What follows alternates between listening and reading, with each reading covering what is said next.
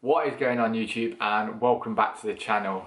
Today is another crazy day. These kind of interview series are just getting better and better. So today is episode 4 of the lockdown series, and today I've got no other than Armen Hammer on the channel, which is crazy. That's a sentence I thought I'd never say. Now Armen is CrossFit kind of royalty. He's worked with some of the biggest athletes in the game. He's friends with the Buttery Bros, Fikowski, Vellner. He's appeared in the fittest documentaries. He's the real deal. He is Mr. CrossFit. So I'm super excited to kind of sit down and talk to him and just get his thoughts on this season, his YouTube career, and what he thinks will happen with the games this year. So let's dive straight into it. Good. Thanks, man. How's everything going? Yeah, not too bad over here. Not too bad at all. It's nice to take a step back from all the hectic life and have a chance to chill out a little bit, to be fair. For everyone who lives under a rock and is unaware of you, this is Armen Hammer. You are basically CrossFit royalty. No, man, come on. That's a little bit. I appreciate it. Don't get me wrong, but that's a little bit much. I'm like I don't know what's a good way of describing it. I'm like a D tier celebrity. In the CrossFit space, not even like worldwide, like specifically a D tier celebrity in CrossFit. So when did it all start? Because I had a look on your YouTube channel, and the first video was a kind of like "I'm back" video. So what was previous to that then? Yeah, so that I launched my YouTube channel almost exactly 2 years ago. It was like late May, early June of 2018. Yeah. And I had been working for Flow Sports for 3 years. They're the same company that owns Flow Elite, that does like the broadcasting for some of the sanctioned events. And I was actually the senior editor for Flow Elite. I was like the head of content for that site. And it was like a small team. It was me, Chase, who's on my channel all the time. So I was in charge of the content of Flow Elite, and it was really, really interesting for me because my background before that was I had owned a gym. So my brother and I were affiliate owners in Los Angeles. And I had a podcast, and that podcast had been reasonably popular, and that's how Flow had found me. So they recruited me to come in and kind of be their content guy for CrossFit and weightlifting and strongman. But in early 2018, the company was kind of going through some growing pains, and they had to downsize really aggressively. Myself and Chase and maybe 60, 70, 80 other people over the course of a month were sort of let go. And the "I'm back" video that is sort of like the kickoff for my channel was essentially after like 2 weeks of radio silence from me. So like it was right before regionals of 2018. Right. Chase and his team had qualified. I was planning on going to that event to cover it. So my trip was already covered. Like my flights and hotels and stuff were already paid for through Flow. And they were like, we can't get that money back. Like we've already reimbursed you for it. So just go. And it doesn't really matter. So I went and I hung out and I talked to a ton of people and I watched the competition. And that's kind of where I made the decision that I was going to branch out on my own and start my YouTube channel. And so that video is kind of a way of saying like, this is where I'm going to be, and this is what I'm going to try and do. Obviously, you got the likes of Craig and Jazz who cover everything and all the sanctuary events and travel around the world, but there doesn't seem to be anyone really in the UK that's doing the smaller local comps where you're seeing all these up and coming UK CrossFitters that are coming onto the scene. So Yeah. my plan was to kind of get around these smaller comps and kind of speak to these people who are kind of lesser known, and kind of just get them on the channel, see these, like, make sure everyone else sees these amazing athletes as well, and then just kind of elevate each other almost. I love that. I think it's a great idea. I think an important thing is like, sort of the angle that you want to take and the gap in the market that you're trying to serve. And I think that's a good place to start. Cause like I didn't have any of that when I started. Like I started my YouTube channel before all of these changes happened at the games. I had, some background through my work at Flow with like learning about content creation and the process for, pre-production and shooting and post-production. I had really good contacts within the sport, but I had no idea what my channel was going to be. A few months down the line where I was like, actually, I want to kind of speak to some of the UK athletes, get to their box, train with them, and then kind of see what it's like and see the differences, see how good these guys are. I was like, well, that's pretty cool. And I got to train with some really like talented CrossFitters, and then ended up being with like Zach George, who's our UK guy, and met some crazy people along the way, like which I never thought I would have the opportunity of doing if it wasn't for the YouTube channel. So I can definitely see myself going more kind of that route, visiting athletes, getting to train with them, and just kind of getting to hang and chill, because at the end of the day, these people are just normal people and they just want to have a laugh and throw some weight about. That is very true. I think some people who don't necessarily get exposed to these athletes in person, they don't really understand that. They don't really get that it's just a normal. They're like, Matt and Rich and Tia and Katrin, like they're all just regular people. They just happen to train for a living, and they happen to take this very, very seriously. But they like watching The Office, and they like making jokes, and they like poking fun at their training partners, and like, it is really, really interesting to see them as real people. Yeah, and I think that's what's so good about getting the chance to get out and vlog with these athletes, because then people see the other side to them. They don't see the serious competition side all the time. They see them when they're having a bit of downtime and they're having a laugh with the guys at their box. And I think that's the beauty of YouTube and being able to get to actually vlog it. So how did you actually get into CrossFit then? I started CrossFitting in, that's a fantastic mug. Is that a Black Panther? Yes. That's awesome. That's awesome. All the Hulk fists. So I've gone back. I love it. I started CrossFitting in late 2008, at one of the first affiliates in the world, CrossFit Los Angeles. I think they've changed their name since then. I think last year they renamed to like CrossFit Oak Hill or something like that. Yeah, so I started CrossFitting at CrossFit Los Angeles in late 2008, and at that point, I was in university. I was very, very bored. School wasn't really engaging for me, and I started doing CrossFit because I just was looking for something to engage with in a way. Like I was just very, very bored with everything that was going on in my life. Like I was working and I was going to school, and it was just kind of whatever. None of it was particularly challenging, but none of it was very fulfilling either.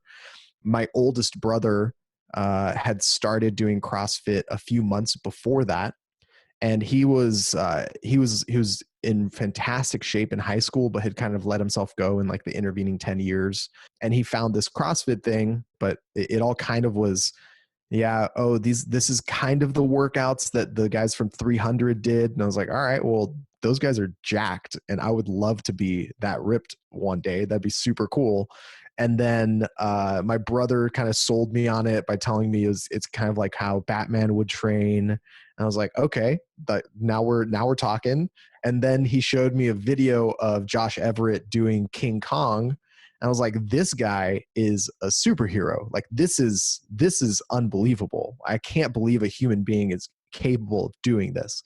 And that was kind of what got me into the gym. And I was like, I'll never be able to do that. But even if I'm in the same ballpark as this guy, that's some next level. That's like really next level for me. It was very refreshing because I was awful at it. And it was really clear to me that I could put in effort and really engage with it. And I would reap those rewards immediately.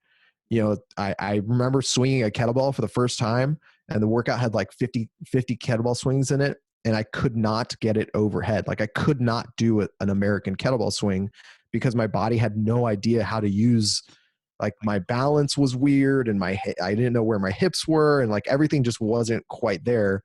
But, you know, I remember getting like by the end of that work, I got 2 American kettlebell swings in. I was like, okay, now I'm starting to figure this out. Or I remember doing my first handstand against a wall. And all these sort of like, you know, milestones of, you know, doing pull-ups and, you know, getting my first muscle up and doing snatches for the first time. And then, you know, over the course of probably 2.5 years or so, I spent a lot of my time and effort. I mean, I'd say the majority of my time and effort was spent either working out, talking about working out, or spending time with people who were just finishing working out or in the process of working out. Like, I just lived in the gym. I was lucky enough that, you know, CrossFit LA was one of the first affiliates. And, you know, the owner there and the founder there, Andy Petronic, at the time, he was like an endurance guy, former Marine, very, very much into like body weight stuff, but like not very strong. But he had competed at the games in 2009. I'd gone to, like, you know, watch him compete in 2009. I was going to school like maybe an hour away from where CrossFit LA was, and I was getting tired of the commute. So I decided to join a second gym that was closer to my university. And that gym was owned by John Wellborn, who at the time was CrossFit Football and is now the head of Power Athlete, which is like his thing. It's not new anymore, but you know, he's like a former football player, American football player, right? He's like 6'5", 330 pounds, like gigantic human being.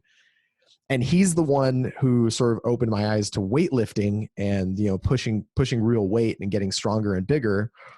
And so I had these like really, really powerful influences from those 2 coaches. And I weaseled my way into kind of being intern assistant coach thing. I was just around so often that it was really easy for them to ask me, hey, do you mind mopping up after class? Would you close the gym down after class is done? You know, if you're going to be here, we're expecting a delivery. Could you sign for it? That sort of thing. You know, so I really just started by forcing my presence on these like world-class coaches and cleaning the bathrooms and sort of being there while they were coaching. And eventually when I left school, when I graduated in 2010, and I had extended my university as long as I possibly could. Like, I stayed another year basically. But I left in 2010, and my oldest brother, who had started CrossFit before me, he was kind of tired of his desk job, and was interested in sort of exploring a new opportunity. And we got our level 1 at the same time, and we opened our gym a few months after that. I'm kind of going through a similar thing at the minute. So my full-time career is in engineering, but my whole life is pretty much CrossFit now. If I'm not down the box, I'm talking about it, or I'm watching it, or I'm doing my YouTube. Got really good friends with the boxing, and we've actually set up our own competition now. Hopefully that potentially could be something that I do kind of more full-time as a career, and then I do something else on the side. But the CrossFit world just seems to grab you and pull you in, and once you're in, that's it, I think.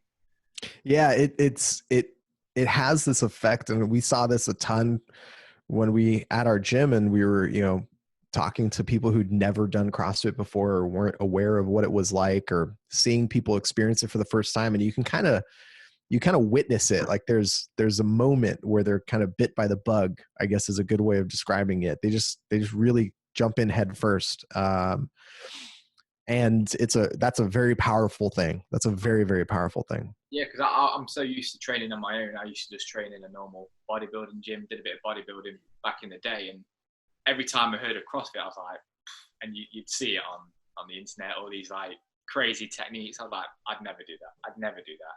I went down there, thought I was going to absolutely smash it because there were some older people and some people that looked out of shape. I thought I was relatively fit, being in my mid-20s, and I got absolutely trashed. It was unbelievable. It was a rowing, wall ball, and something workout, and I nearly puked. That's like the worst thing to walk in on, being someone who actually has even like a modicum of fitness. Like even if you just have any sort of training in your belt, and you walk into a gym and the first workout you're doing is something like rowing and wall balls and what, like there's that is a black hole, and you sir are going to be stuck inside of it forever. It's Remember the session now? There's a guy, Simon from the box, who he'll know this story, but he doesn't look like he's in amazing shape. But oh my God, can he move? And at the time, the owner didn't tell me, and I was like, yeah, I'll be fine. I'll stick with this guy. Kind of went off at his pace, and within like round 3, he was lapping me, and I remember to this day, like kind of the look on their faces. I was like, they set you up. Either, I mean, you can either see whether it's setting you up for success or failure, but maybe both. Yeah, I came back. Obviously, you had your podcast and everything back in there, but when did the YouTube channel like really take off? Did anything kind of click, or was there any like videos that went viral? Yeah, I'd say, I mean, so the 2018 games, I was there. My channel was really small at that point. I kind of had a bunch of connections in the space, and I knew people and I knew content. So I knew that I could get, 1,000 or 2,000 subscribers relatively easily. And it was after the 2018 games when all of this, like the entire season format changed. They got rid of regionals, they added sanctionals, like the national champions, all this stuff, right? I was one of the first people to report on that. So I have a really good relationship with Justin LaFranco with the Morning Chalk Up. He and I have been friends for years. We met when he first started the Morning Chalk Up. And, we have created a really good relationship. I mean, man, Justin and I have traveled like around the world together, basically. And it's been really, really cool to see sort of like what he's done with Morning Chalk Up and all that sort of stuff. We were chatting and we kind of heard these rumors that HQ was firing a bunch of people. And I wasn't surprised. I mean, I'd heard kind of that they were going to be leaning in that direction to like downsize some of the teams.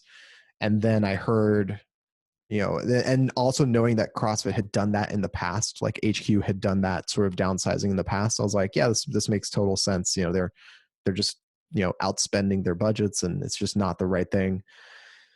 And then that turned into, well, maybe they're talking about changing the games format a little bit. And I was like, okay, that's interesting to see what happens. And within a week or so, we had heard, almost basically directly from Greg Glassman that, the media team was gone, the game season was changing.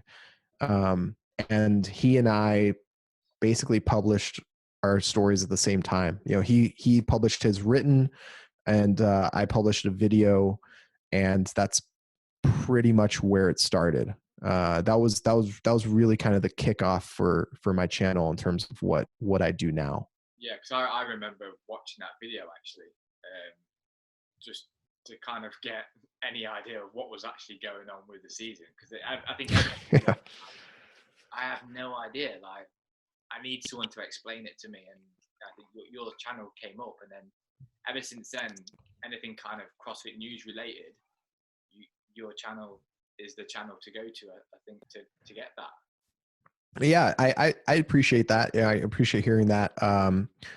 I'd say that's kind of what I do. I'd say if I was to sort of look at between myself and Justin, right? And I like the comparison because we don't really do the same thing.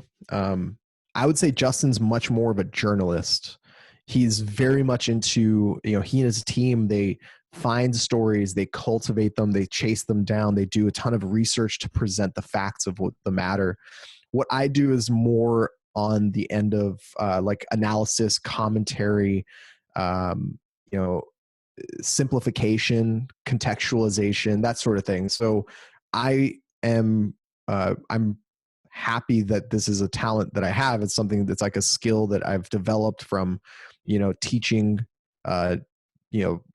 rookies how to snatch for the first time, and explaining CrossFit over and over again to people. Something that I'm good at is taking all these different things that seem to not really have any relationship to one another, or may not be the most accessible pieces of information, and distilling it down into something that's much more understandable. It's simpler, it's easier to digest, and so that's really the role that I played. Moving on then to the to this year's CrossFit season, do you think the games are still going to go ahead then in Armens? Yes, I think that we are going to see a CrossFit Games in 2020. The way it's going to play out and what it's going to look like and who's going to be there, and all of that is very much up in the air. But one thing that I know for sure is happening is there's a lot of work being done by CrossFit specifically on the CrossFit Games this year. They're putting in so much effort to try to make it happen. I would be very surprised if they pushed it or canceled it to 2021. The ideas that they're floating around, I'm sure, are ranging from, let's have an in-person competition at Armens with a smaller field, to probably things that are significantly more outlandish. To me, it's a matter of how they pull it off as opposed to if they pull it off. I don't think we're going to see any other sanctioned events. I mean, at this point, I'm pretty sure the only one left that has not postponed or canceled is Asbury. And I would be really, really surprised if they were able to pull it together and actually put an event on, just because of the environment here in the States right now. Moving on then to this kind of lockdown period, how are you finding it? You say you work from home anyway, so that I guess doesn't change things too much, but do you normally train from home, or do you still have a box to go to? I do not normally train from home, actually. Generally speaking, so my wife and I live in Austin, Texas. We're a mile away from our box, which is CrossFit Yakaru, here in South Austin. And we both love it there. It's been fantastic to us. And, it's, the community there is fantastic. The coaching is great. And I'm kind of picky. I don't know if that comes across or not. But I'm kind of picky because I spent a good chunk of my life being a professional coach and a gym owner. I feel very lucky that I have a facility like that close to us. But like everybody else in the States, I mean, they've been closed for the past 2 months, basically. Yeah. I also happen to be very lucky in that I have basically a fully outfitted CrossFit gym in my garage. I have squat stands and barbell. And usually if I'm trying to do any pull-ups, I just set my squat stand up like super high up and just do strict pull-ups. So that doesn't, like, we're not missing out. We're not missing out on any sort of fitness here. And my wife and I have been, working out pretty regularly together. I struggled a little bit during the first part of this whole like shutdown. It has not been easy. I'll tell you that, for a lot of different reasons. My content is very much centered around the CrossFit Games, and it has been something that I've wanted to change, maybe diversify the types of things that I talk about. And this has just hammered that home. When the season kind of falls apart, and my content relies on the season, my revenue just tanks as well. And we were doing well coming into into March, and there was like a lot of really cool things that I was excited about, pulling off this season, that at this point are just like gone, right? It's just not in the cards anymore. So there's definitely some stress involved in like the first few weeks of this whole like lockdown for us. It's just, I'm also really close with all these event organizers and so many people who are, in this space in terms of their businesses. And it's been really challenging to sort of see the negative effect that this has had on so many people. So that was a little rough, but on the flip side of that, we're healthy, we're doing well. We have our dogs here, and the past month has actually been much, much better. My wife she's a nurse, so she had left the ER, before all of this even started, because our plan was for her to work with me for the season, the remainder of the season. So February through the games, she was going to be traveling with me and working with me and helping me out. And that obviously isn't going to be the case anymore. So she found another job after a few weeks. And that was really, really cool. Work-life balance. And that actually helped me a ton too. Because having her work schedule be regimented forces me to have some sort of structure in my day as well. So we work out together every evening. We wake up at the same time in the morning.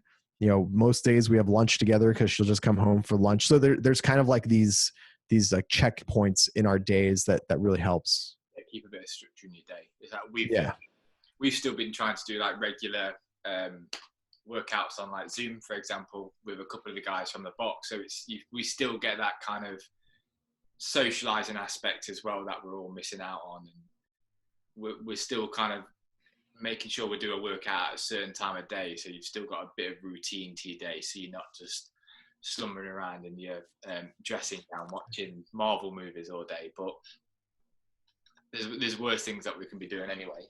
Yeah. Moving on to kind of I know you're a massive Marvel fan from watching your YouTube channels, but if you could name your top 3 MCU films, what would they be? Ooh. Okay, so I would probably put Infinity War at the top. It's just so good. It's just such a good movie. We actually recently rewatched Endgame, and it was better than I remembered. Like, I remembered it being really good and enjoyable. I watched it a couple times in the theater, but I hadn't seen it since, and I sort of rewatched it and I was like, that's pretty good. I don't know if I would put it in the top 3.